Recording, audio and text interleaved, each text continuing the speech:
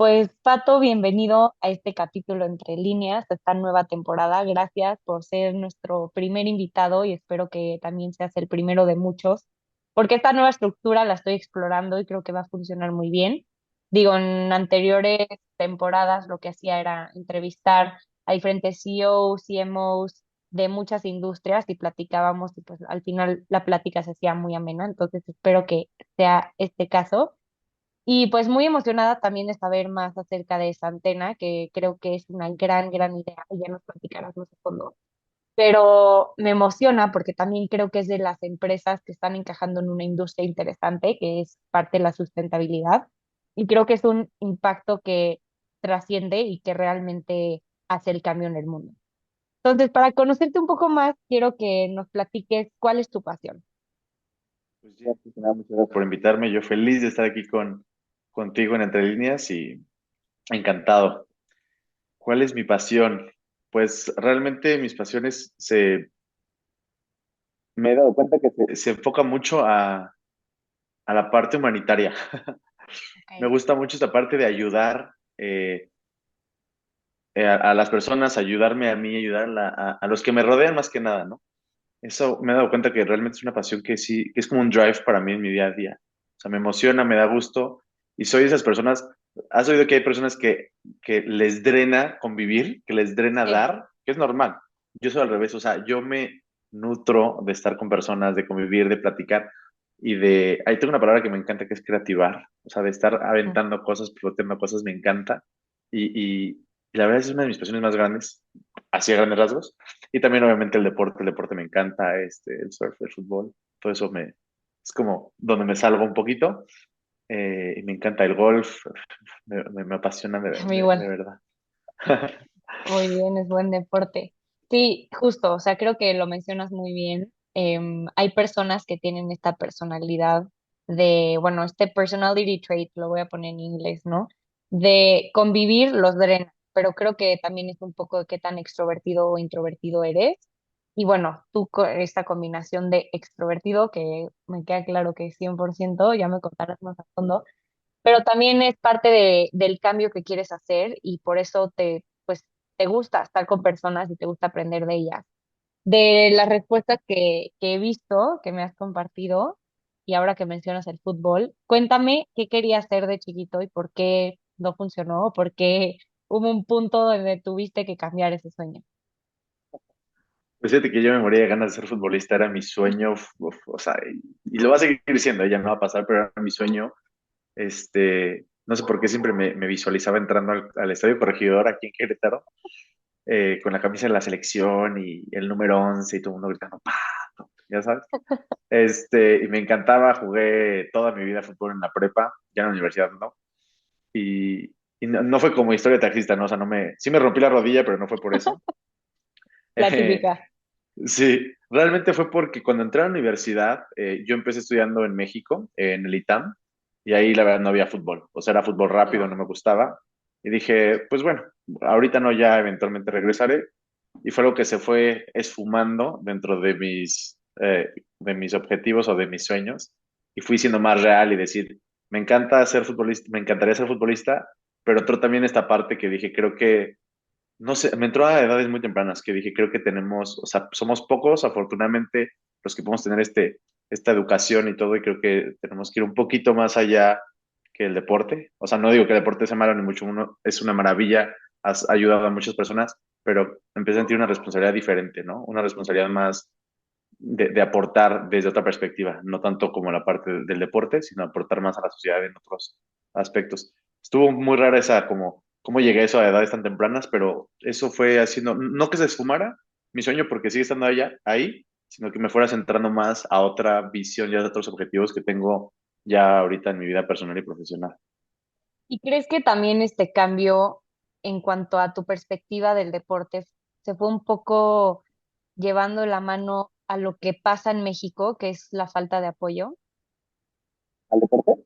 al deporte? Sí, yo creo que sí. Fíjate, la falta de apoyo, uno, y otro que también, pues, que son temas hasta cuasi políticos, ¿sabes? O sea, dentro del fútbol hay mucha corrupción. Bueno, está el documental de la FIFA, ¿no?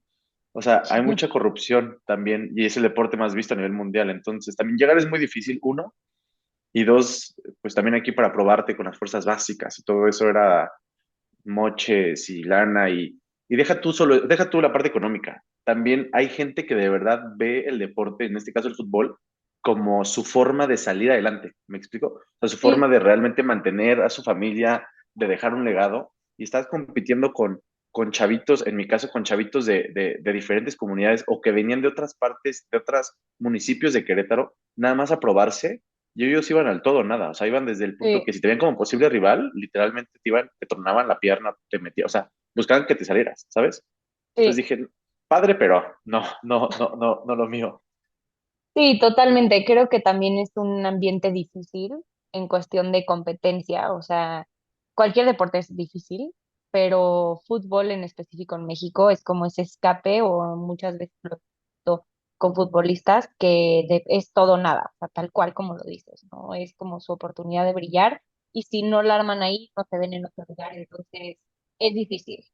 Y ahora que estamos hablando de estas cosas, me gustaría preguntarte, ¿qué le tienes miedo? Hace tiempo, hasta hace mis primeros años, o mi pubertad, le tenía pánico a la muerte, pero de verdad pánico. No sé, o sea, era un miedo terrible, ¿no? Ya lo superé. Pero hoy en día, y lo he meditado y soy ya consciente de mi mayor miedo, que es el fracaso. O sea, fracasar me da un miedo, de mis mayores miedos. Y no te digo fracasar en cuanto, no es el fracaso a los ojos de la sociedad, no es ese tipo de fracaso, no es el fracaso de que, ay, mira, Pato no la armó, o mira, Pato, no es a los ojos de de la sociedad, sino es un fracaso interno de mi Pato chiquito de los 7 años con el Pato que quiero ser, de no haber contribuido y no haber sumado o no haber logrado más de lo que debería, o de lo que, no de lo que debería, sino de lo que sé que soy capaz. Ese es mi miedo a fracasar, o sea, decir, podía haber hecho esto y estar aquí, y Claro. por X o Y razón, por falta de disciplina, que es una de las cosas que a mí me es difícil, me cuesta disciplinarme en muchas cosas, desde el tema alimenticio, el tema de ejercicio, me cuesta, o sea, lo estoy trabajando, pero desde ese fracaso, para mí me da un miedo, ¿no? Pero es ese miedo del pato chico con el pato de ahora, no de los ojos de la sociedad. Y creo que también es un poco irónico ahora que mencionas la disciplina, porque es parte del espíritu del emprendedor, que es algo que tú traes claramente y por eso es que tomaste este camino. Entonces, sí, obviamente ser alguien disciplinado viene desde muchos años antes, pero, o sea, desde que eres chiquito y desde tu formación y desde tu personalidad, pero no significa que no te puedas volver una persona disciplinada y justo si tienes un miedo en mente, que también compartimos lo mismo, a mí mi miedo número uno es el fracaso y comparto el mismo punto que tú, no creo que sea como algo ante los ojos de los demás, porque al fin de cuentas eso es irrelevante, eso no importa, más bien es el fracaso desde tus ojos, o sea, cómo te ves tú, aportaste, hiciste, impactaste, moviste al mundo o no. Entonces, creo que también es una presión con la que cargamos las personas que tenemos un sueño muy claro, que en algún punto lo queremos lograr, ya sea una empresa, o sea, un sueño profesional o un sueño personal o lo que tú quieras, es algo con lo que cargas todo el tiempo y si no lo sabes manejar, también se vuelve parte de justo tus miedos principales. Sí es difícil. O sea, si lo compartimos, qué padre que me entiendes, pero sí te consume, o sea, consume fuertemente porque eres tu, bueno, creo que muchas personas, pero eres tu peor crítico y tu crítico más fuerte. Sí, O sea, ese día que te despiertas temprano ya estoy a mediodía de que qué flojo, qué huevón, o sea, no puede ser, esto no es de un emprendedor, esto no es de un empresario, o sea, a esos niveles, ¿me explico?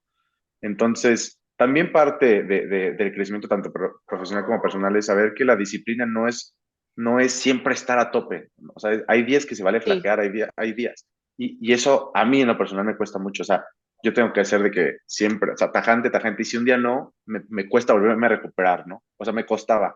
¿Qué me he dado cuenta hoy en este nuevo camino del emprendimiento y demás? Es que la disciplina importa, pero lo que más importa más que la disciplina, en mi caso, es esta palabra que la resiliencia, ¿no? Es de que, ok, sí, no pude, me dio la flojera hoy o me desvelé ayer haciendo, hoy me doy un descansito, me levanto mañana, ¿no? Igual pasa en los negocios, me habló mal este cliente, por decirte algo, se me cayó esto, aprendemos, recuperamos y crecemos, que viene mucho la resiliencia, y ese creo que podría ser hasta uno de mis superpoderes.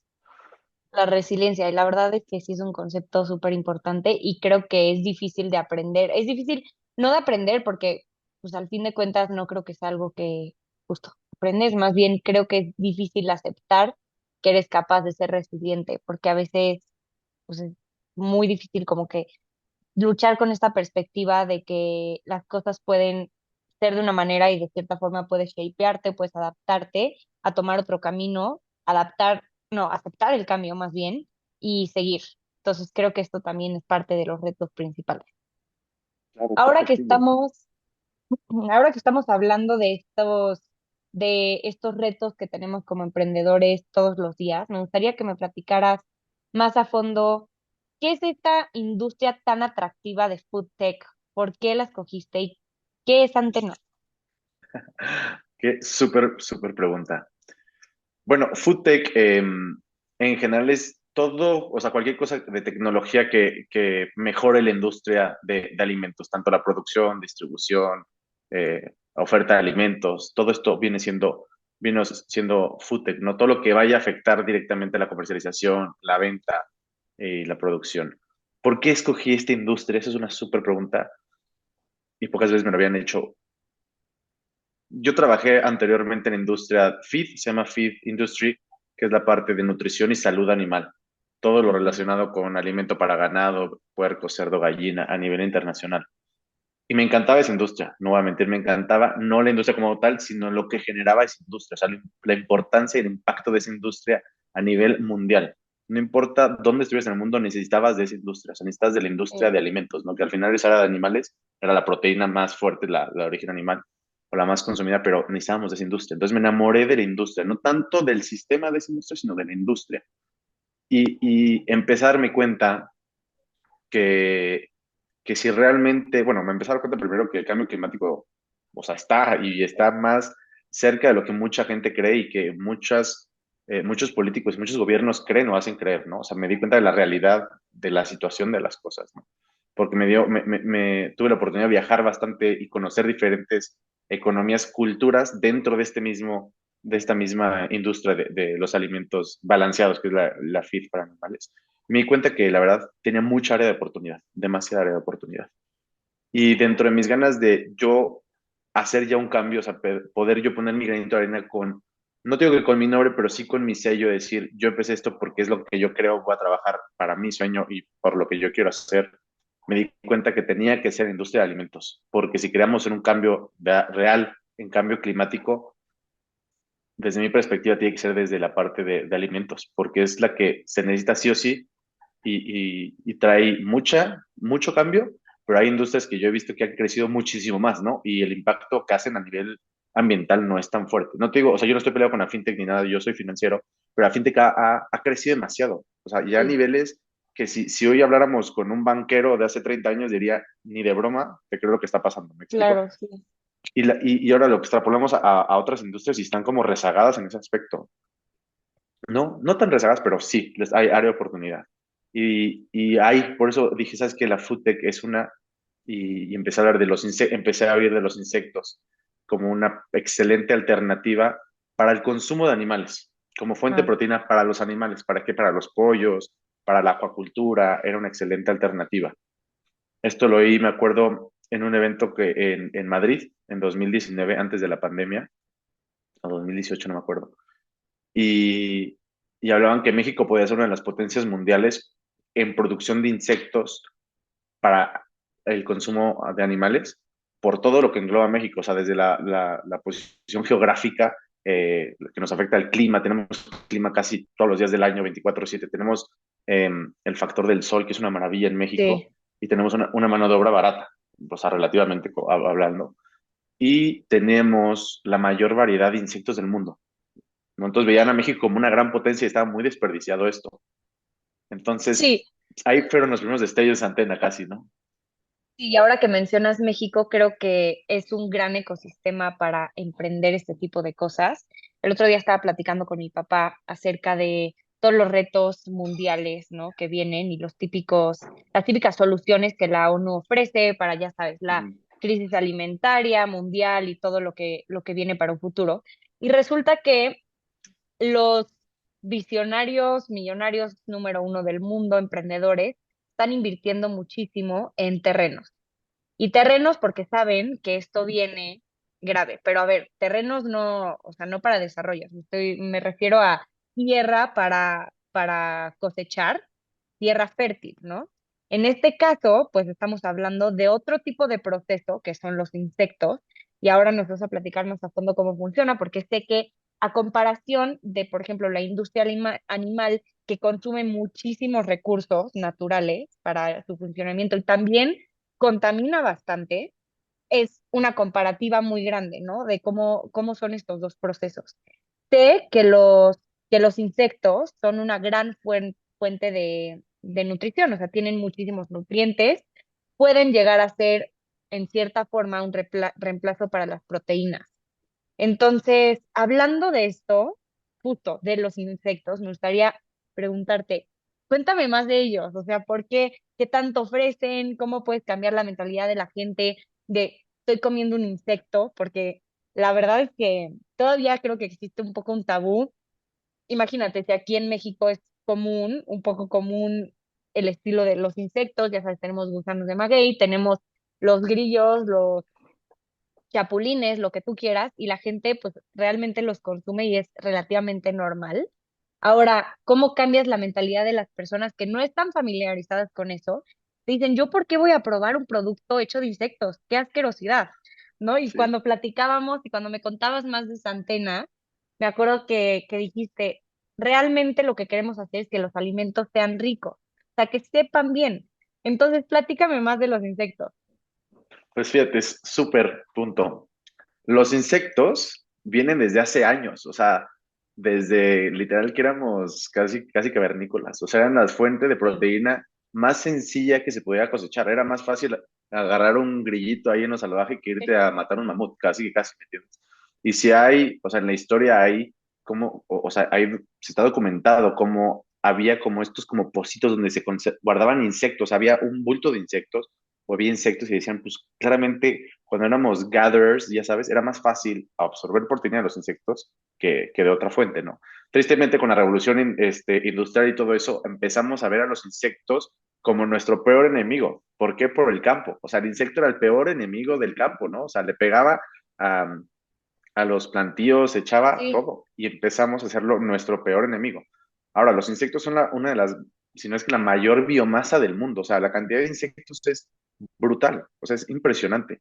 Entonces, ahí también nos dimos cuenta que estaba uno de los recursos naturales y los recursos de los más grandes del mundo estaban siendo desperdiciados y estaban siendo hasta satanizados, los estábamos atacando, ¿no? Ujú. Este, y empezamos a ver toda esta parte, digo, también en Asia, pues los insectos en Asia son parte de la dieta, ¿no? Tú vas Sí, a China, India, y hay mercados de insectos de todo tipo, sabor y color, claro, ¿no? Depende también, es un tema también hasta cultural. cultural, justo. Entonces, exacto, indagando con los insectos nos dimos cuenta, bueno, no era nada nuevo, o sea, ya se oía la fuente de proteína que son los insectos, ¿no? Todos tienen diferentes propiedades a nivel nutrimental y todo esto, pero el grillo, que es del que tenemos más experiencia, el Aketa domesticus, el grillo tiene unas propiedades increíbles. El grillo es 65% proteína, 15% grasas. Para que nos demos una idea, la carne de res es 35% proteína, ¿no? Wow. Entonces tenemos casi lo doble de proteína. Estoy hablando de tema de nutrimental. Sí. Tenemos un gran contenido de minerales como es el hierro, el calcio, son en el grillo, de vitaminas. La vitamina B12, que es de las más complicadas de conseguir, el grillo trae excelentes niveles de vitamina B12. Esto es a nivel nutrimental, ¿no? Y ahora dices, ok, siendo nutrimentalmente hablando, qué interesante. Pero ahora nos vamos un poco más allá, que es el tema ambiental.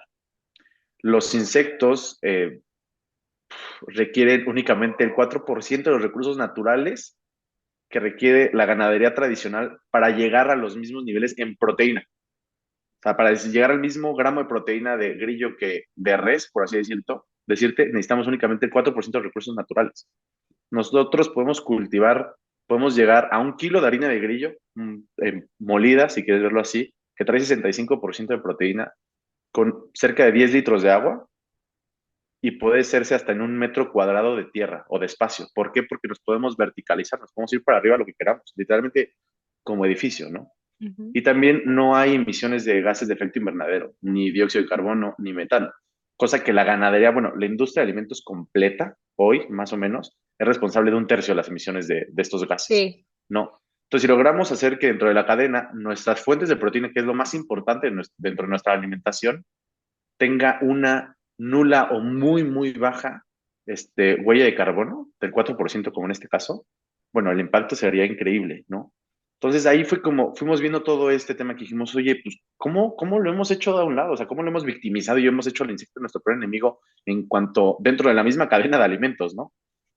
Hay un área de oportunidad ahí muy grande. Entonces, investigamos, nos dimos a la tarea de ver cómo funcionaba en otros países, las oportunidades que tenía México y llegamos con este increíble proyecto que es Santena, con dos objetivos en mente y por lo que nace Santena, que el primero es combatir el cambio climático y dos, la seguridad alimentaria, que también es otro tema brutal, ¿no? O sea, el insecto realmente puede hacer más con menos. Podemos dar más nutrientes con menos recursos. Entonces estamos atacando dos de las aristas principales y de los retos a nivel humanidad más fuertes que se vienen para el 2030 y digo para el 2050.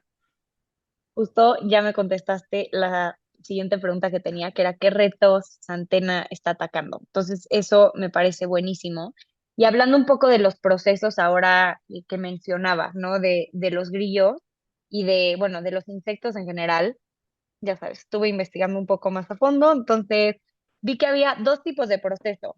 Uno donde los tenían un cultivo, digamos, muy domesticado, o sea, un cultivo ya sea en una granja, ¿no? Específicamente para estos insectos, donde pues convivían, nacían los insectos ahí mismo. Y luego está el otro tipo de insectos, que son los que viven en ese tipo de, digamos, hábitat, ¿no? Donde es artificial, están en cautiverio, pero conviven con una population, con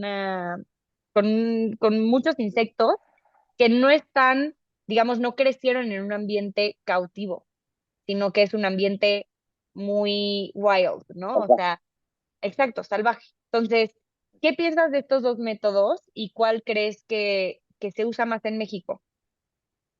Mira, en México afortunadamente es un país entomófago, entre comillas, que entomófago es el consumo de insectos para el humano, ¿no? ¿Por qué? Porque tenemos insectos de temporada, tenemos el gusano de maguey, bueno, los Sí, escamoles, la chicatana, el chapulín, ¿no? También lo interesante de México es que de sur a norte es más común el consumo de insectos. sí, O sea, es diferente en Oaxaca, en Mérida, todas esas partes de consumo de insectos que en Monterrey, ¿no? O sea, en Monterrey claro, existe, se escucha, pero no es tan cotidiano. Ahora, en tema de producción, está súper interesante porque cuando nosotros, haz de cuenta, ve nuestros productos y toda la gente nos dice, claro, el chapulín. El chapulín es esa especie justo que no se puede domesticar, que sí es una especie salvaje, entre comillas, y que es de recolección, igual que los escamoles, igual que el gusano de maguey. O sea, no hay granjas. Por eso son de temporada y son tan caros. Son más como sí, son de temporada, sí, una delicia, ¿no? O sea, no es un platillo que vas a ver comúnmente. claro, Esos están bien, están padres siempre y cuando haya también un balance, porque si haces sobre cosechas en el mundo salvaje o allá afuera, puedes literalmente extinguir la población.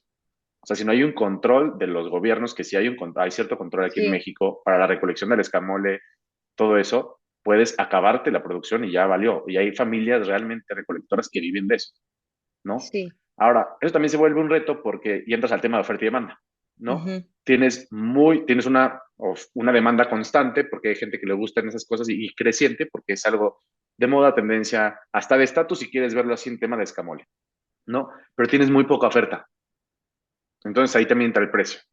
¿Qué es lo claro, que hacemos nosotros en cuanto al grillo, a este grillo que es Aqueta domesticus? Hasta su nombre lo dice. Este grillo se domesticó casi solo. Es este grillo que llegas a encontrar en tu casa, que se llega a meter de repente, o sea, no el mismito, obviamente, pero que se sí, empieza a domesticar, se domesticó solo por temas de supervivencia. Cuando hace frío en invierno, buscan un lugar calentito para sobrevivir. los insectos son de sangre fría, necesitan temperaturas controladas.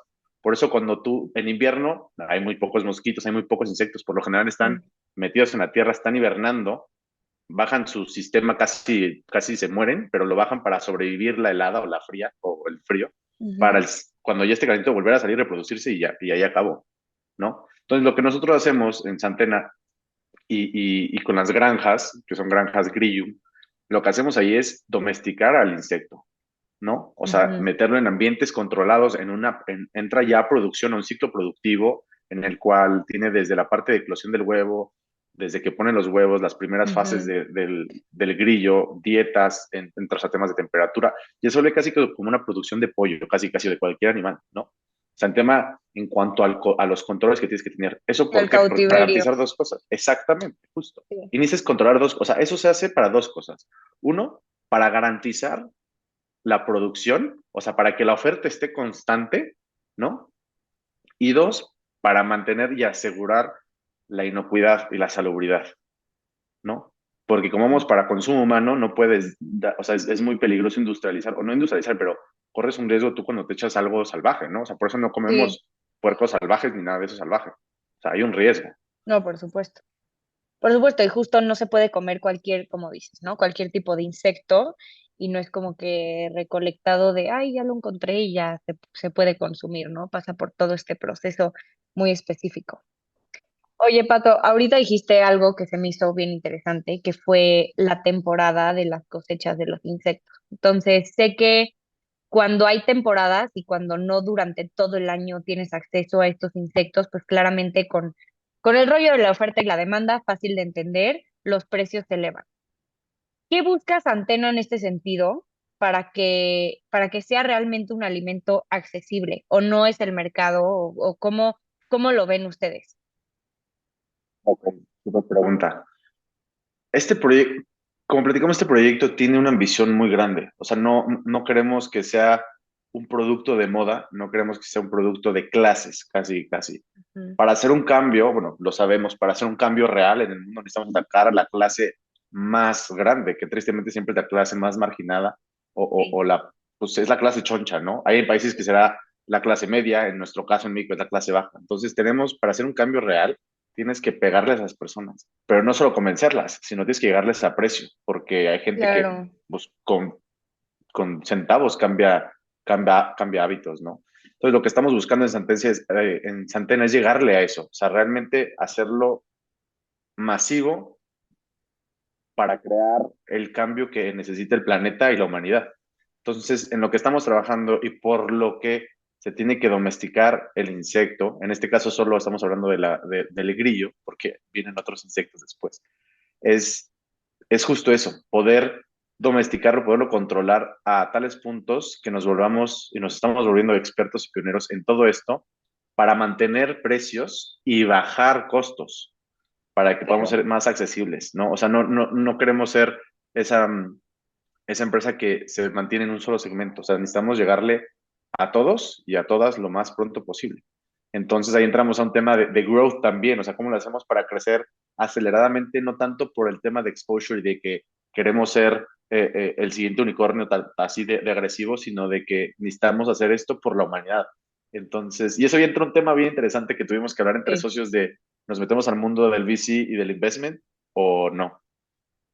¿Sabes? Y es difícil, es una decisión realmente difícil, pero mira, como financiera te lo voy a poner así porque es inevitable para mí, ahora que mencionas, hay que crear un modelo donde todos puedan tener acceso a él, en este caso es Antena, o sea, que abarque justo la pirámide de la población donde más se tiene que atacar este problema de crisis alimentaria y bueno, abordarlo de todas formas. Entonces, como financiera yo pienso, es lo mismo que cuando las fintech llegan a atacar el problema de inclusión financiera en el país, ¿no? O sea, ¿qué quieres que pase, ¿no? Que todos sean parte de tu modelo, que todos tengan acceso a algo, en este caso hablando de fintech, bueno, a los servicios financieros, ¿no? Que todos tengan acceso a la educación financiera.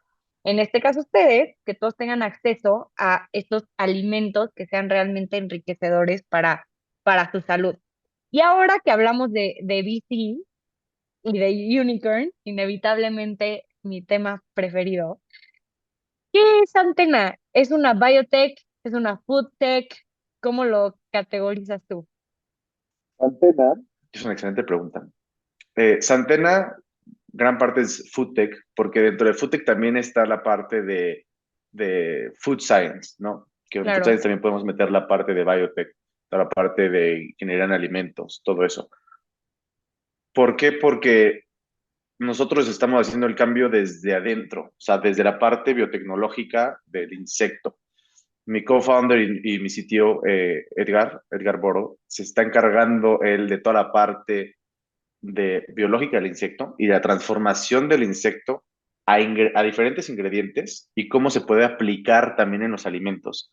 Entonces, no solo ok, nos quedamos en muere el grillo y méteselo a los panes o méteselo a las pastas, no solo llegamos ahí, sino va más allá. ¿Cómo podemos hacer que ese pequeño insecto nos dé cada vez más cosas y sea más claro. eficiente?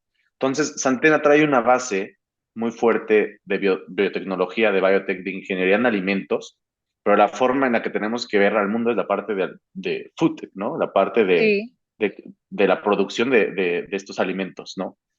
Entonces, Santena está como en esos dos, pero yo creo que nos metemos más en la parte de food tech por la parte también de food science, que digo que es toda esta parte. Eh, entonces, yo creo que por ahí andamos, estamos en esa industria, nos gusta estar en esa industria porque, digo, es la industria más que requiere más, o sea, necesitamos más y necesitamos más gente y ahí sí la competencia no es competencia, son aliados porque todos vamos, o creo yo, para el mismo fin, o sea, para hacer más, o sea, a nivel industria, la food tech, si lo queremos ver como una sola industria, aunque tenga muchas dentro, viene a atacar la sustentabilidad, viene a apoyar más bien la sustentabilidad, viene a atacar la escasez alimentaria. Entonces, creo que todos vamos como con el mismo fin. sí. Entonces, pues yo te diría, somos una food tech con muchísima y una gran base en biotech también. Y tocas temas de competencia, y esto también creo que es importante mencionarlo, porque estamos en una industria, como sabes, muy concentrada en México en cuestión de alimentos. En México y en Latinoamérica en general, creo yo, y ahorita me platicarás más a fondo, ¿no? Pero, ¿cuál es la tirada de una empresa como Santena, una startup, en una industria tan concentrada? ¿Cuál es este modelo de expansión que buscan?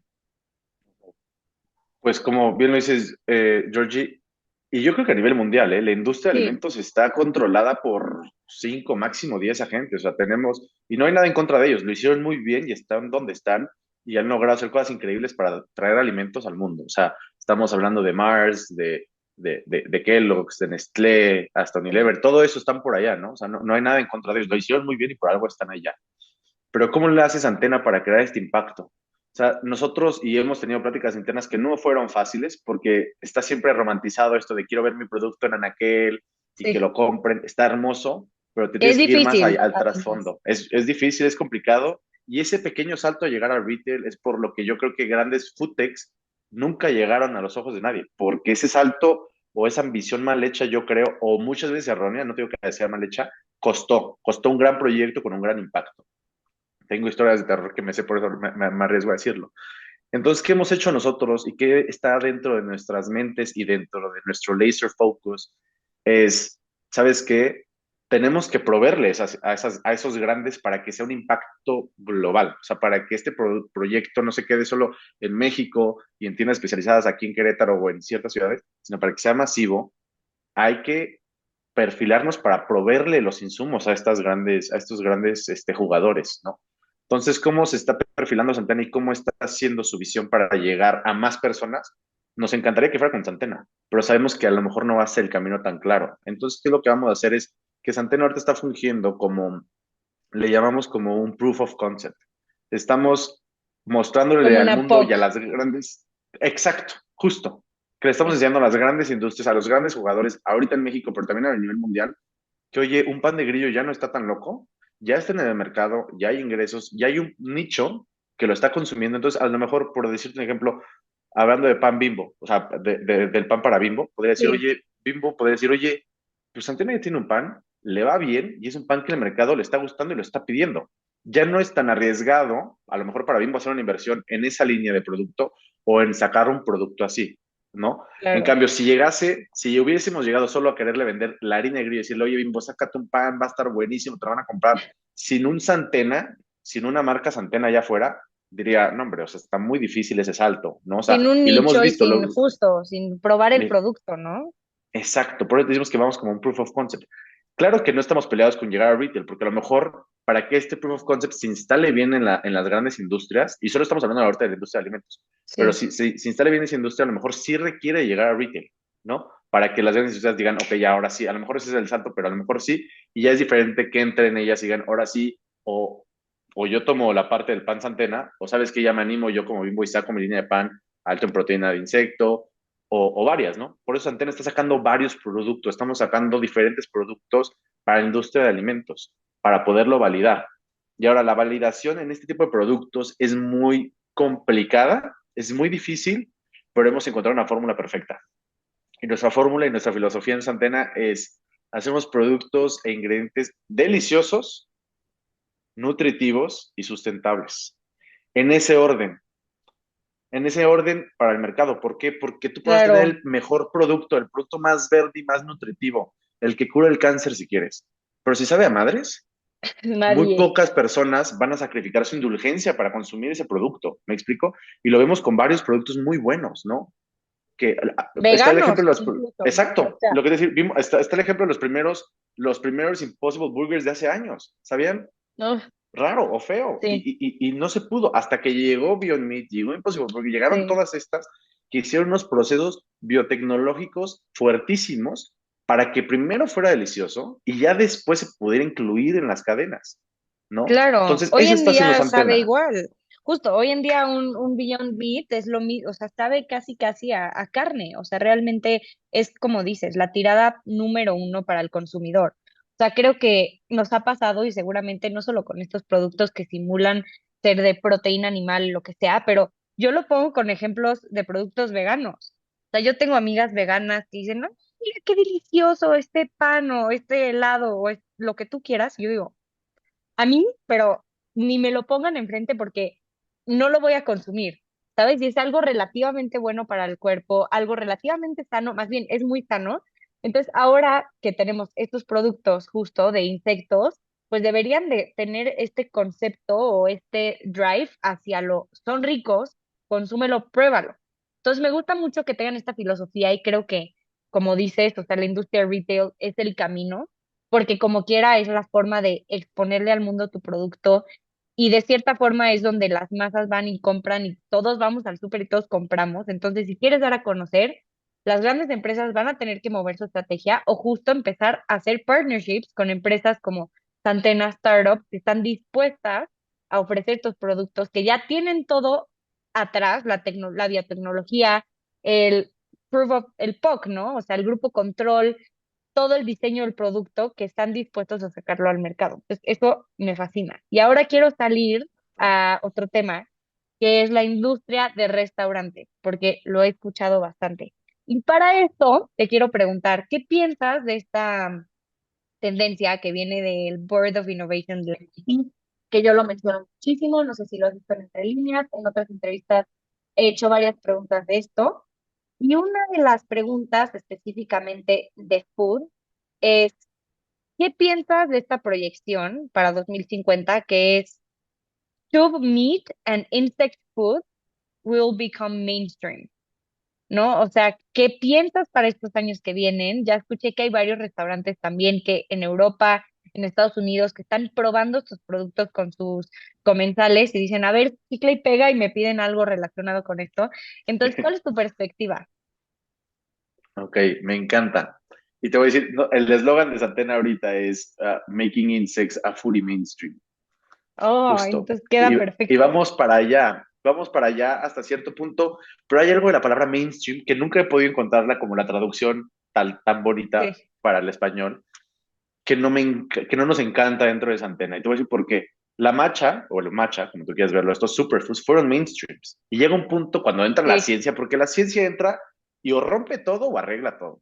Y sí. entra la ciencia y dice, oye, el matcha no es lo que decían que es el matcha, ¿me entiendes? O sea, el matcha no te va a curar, no te va. Porque eso Entonces, decían, eso era es el mainstream. argumento Claro, inicial.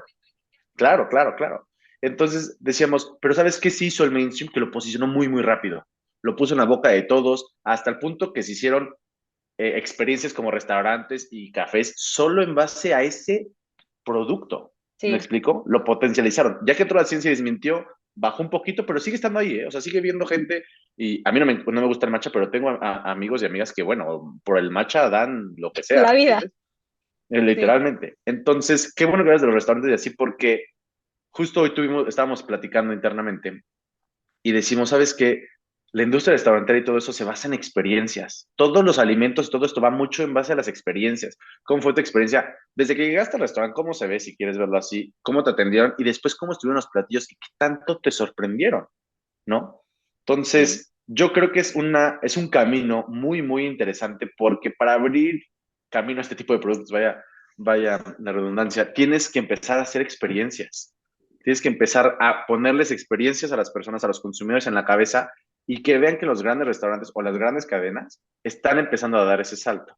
Pero otra vez regresamos al primer punto. Ni una cadena ni un restaurante va a dar ese salto hasta que no vea que ya mínimo hay un nichito que ya consume, ¿no? sí, Entonces, otra vez regresamos a las experiencias. ¿Qué tenemos que hacer? Y la primera experiencia de un producto de insecto es el productor, o sea, desde los primeros que lo comercializan, la primera experiencia va a ser, tiene que ser delicioso. Si no es delicioso, nadie va a regresar. exacto, exacto. Pero creo que es tendencia de irte por los restaurantes, para irte por las cadenas de alimento. Para la parte de food service, si lo queremos ver así, que es la parte de restaurantes de cafecitos, está muy claro. Y Santena sí tiene una estrategia específicamente dentro de las food techs para atacar esto que es la parte de food service.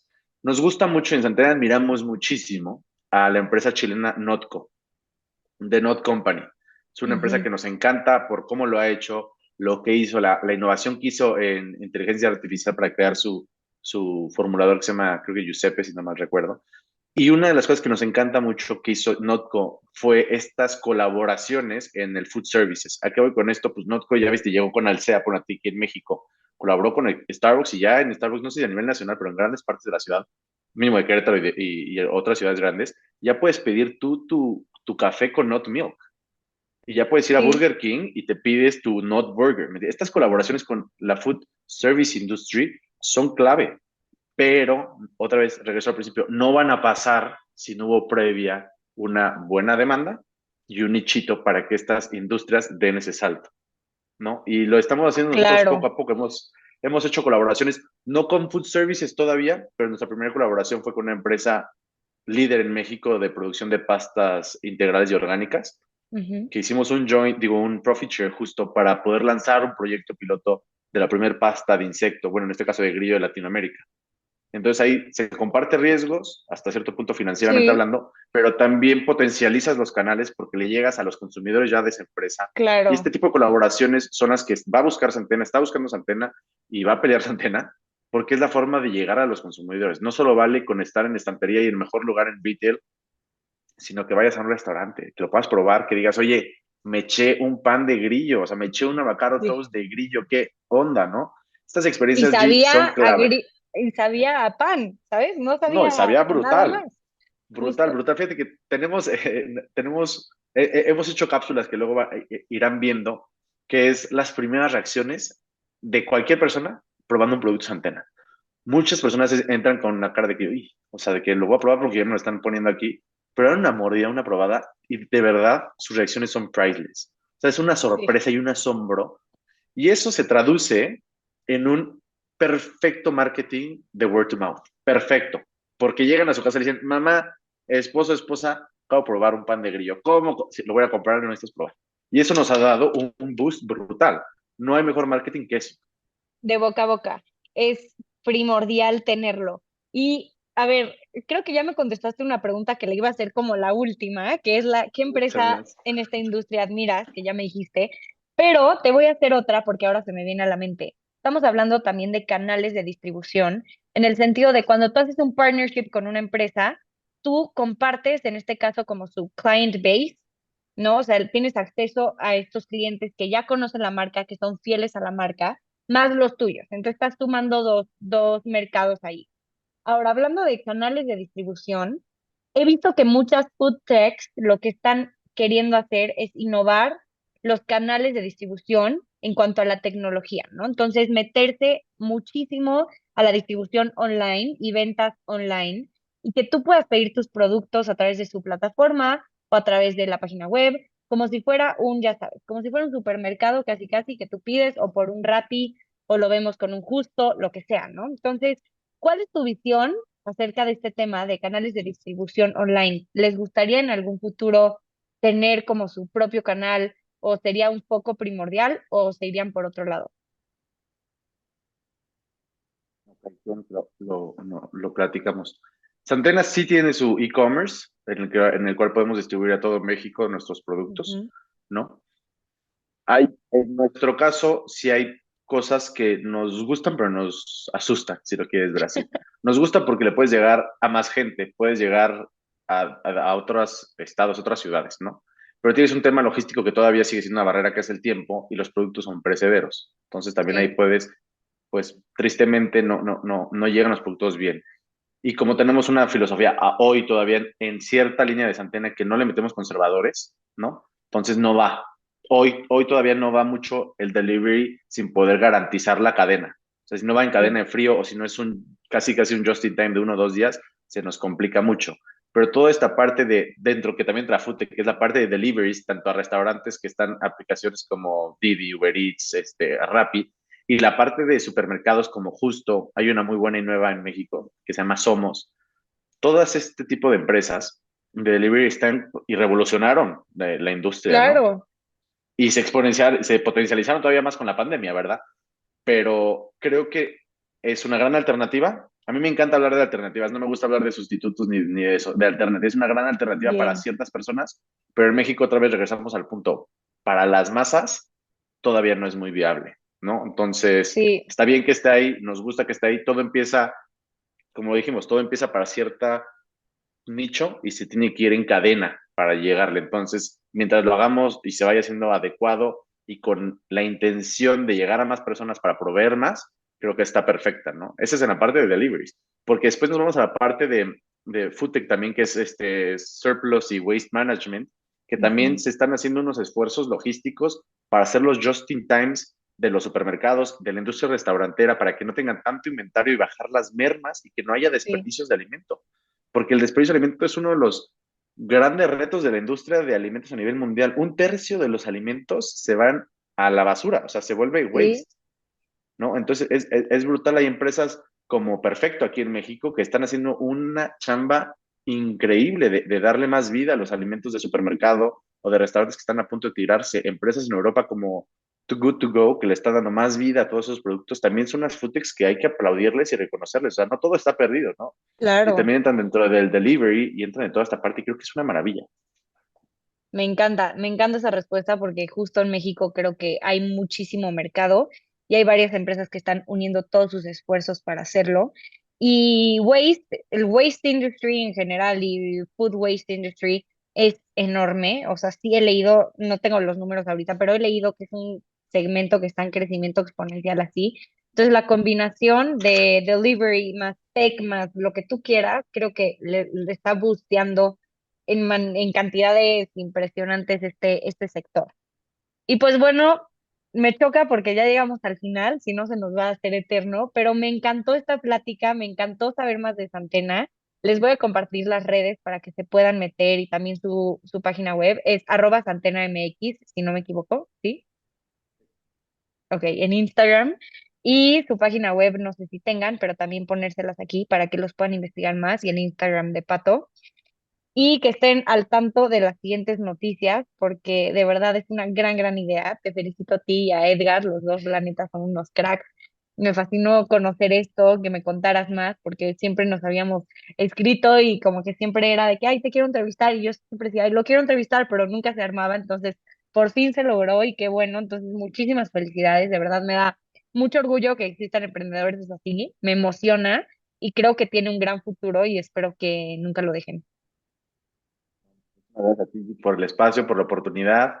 Y sí, creo que también hace falta personas como tú que quieran comunicar todo esto que tú estás tratando de aportar a México, de un México más consciente, más informado. Y pues gracias por el tiempo, por el espacio. Estoy siempre disponible, siempre abierto para ti, para tu auditorio y con gusto. Muchísimas gracias, Pato. Gracias, Di. Estamos en contacto. Bye, Chao, bye. chao.